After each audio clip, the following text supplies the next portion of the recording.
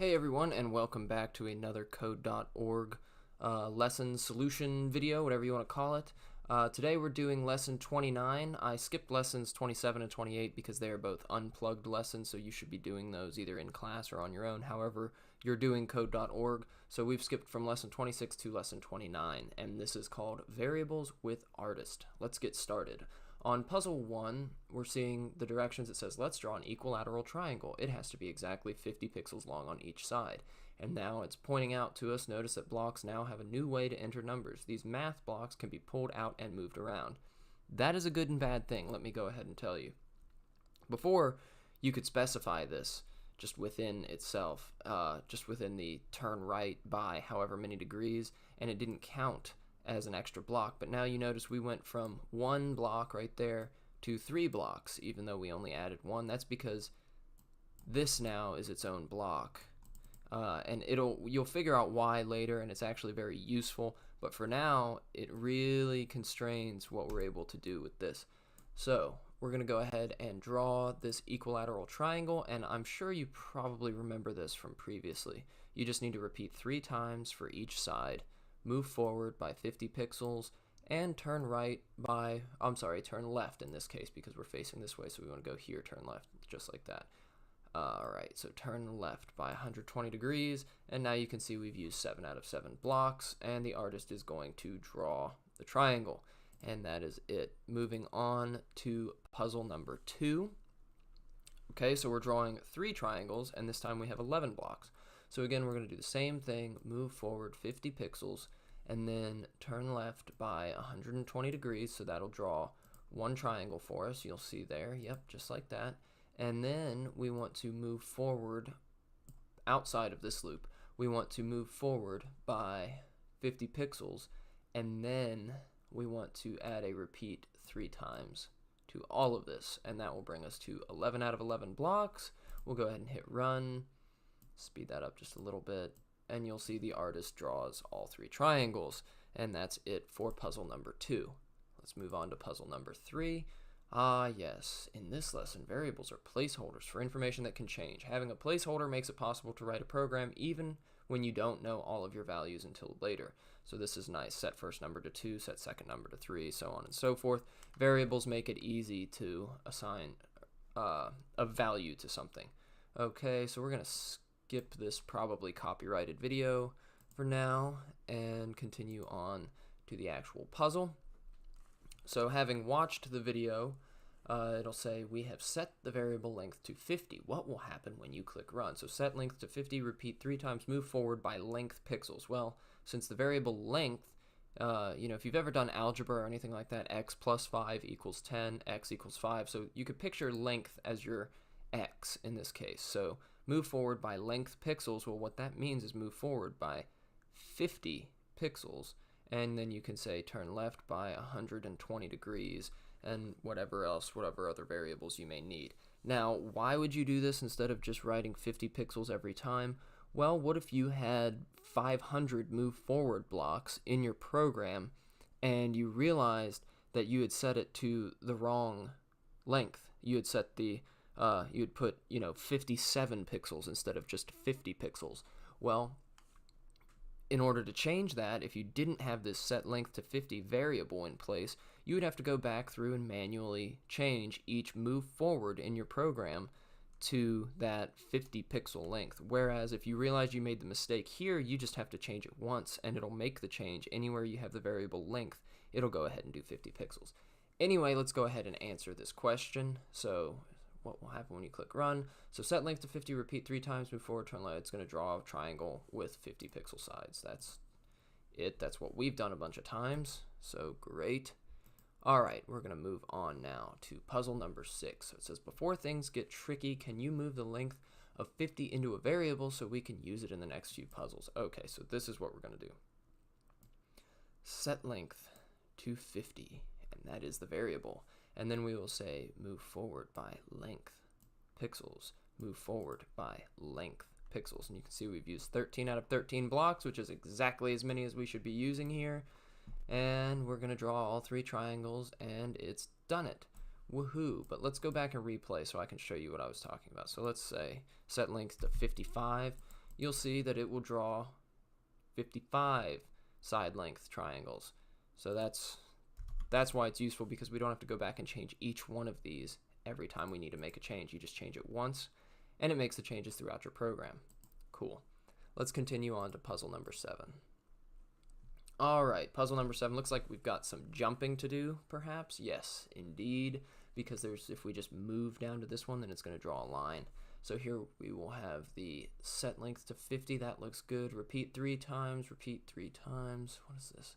Okay, so move forward by length pixels, which is correct. Turn left by 120 degrees. And then it says move forward by length pixels. But we don't actually want to do that anymore, do we? Instead, we want to jump forward by length pixels. And then, let's see, so that'll bring us to here. So then we need to make it down here. Well, this looks like it's 50 pixels again.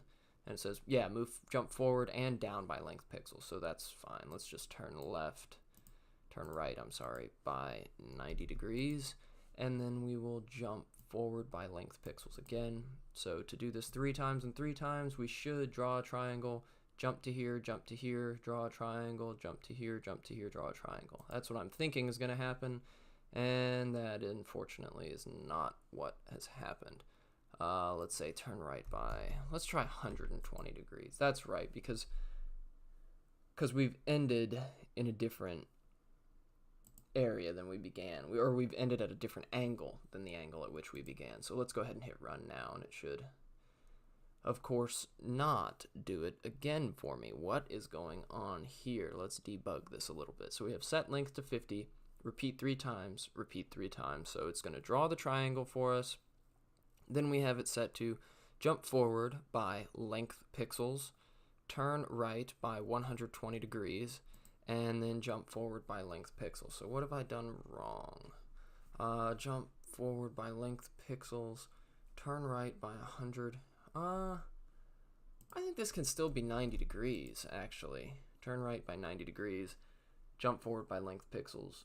Let's say, turn left by 90 degrees. That's what I was missing. And that brings us to 19 out of 19 blocks. So we have to jump forward, turn right, jump forward, turn left, so that we can be back at our beginning. Otherwise, you'll make this weird little pattern. That's fine. So, we all make mistakes. That's why we debug, right?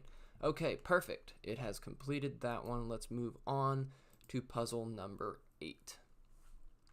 All right, in puzzle number 8, we're given some blocks again, and we're going to have to modify this.